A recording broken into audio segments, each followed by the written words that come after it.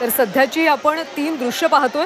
गणेश गल्लीचा मुंबईचा राजा, लालबागचा राजा, सोबतच पुण्यामध्ये दगडूशेठ गणपती, सगळ्याच ठिकाणी सध्या उत्साहाचं वातावरण पाहायला मिळते। या तिन्ही मूर्तींची प्राणप्रतिष्ठा झालेली आहे आणि त्यामुळे सध्या भाविकांची दर्शनासाठी मोठी गर्दी सध्या पाहायला मिळते। दगडूशेठ गणपती 11 वाजून 11 मिनिटांनी मूर्तीची प्राणप्रतिष्ठा केली जाणार आणि त्यानंतर दुपारी 12 वाजल्यानंतर भक्तांना दगडूशेठ बाप्पाच्या दर्शनाचा लाभ घेता येणार। मात्र सध्या गणेश गल्ली आणि लालबागचा राजा या ठिकाणी मात्र भाविकांची गर्दी झाली। पहाटेपासूनच भाविकांनी गर्दी केल्याचं पाहायला मिळते। बाप्पाच्या एका झलकासाठी, बाप्पांच्या दर्शनासाठी सध्या लांबच लांब रांगा लागलेल्या आहेत। मुंबईचे जुने आणि मानाचे गणपती अशी मुंबईचा राजा आणि लालबागच्या राजा या गणपतींची ओळख आहे।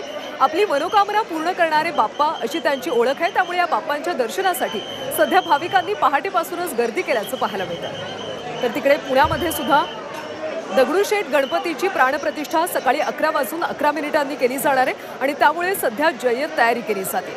ढोल ताशांचा गजर सध्या सगळीकडेच पाहायला मिळतोय। या सगळ्या बाप्पांची आकर्षक फुलांनी अशी सजावट देखील करण्यात आली।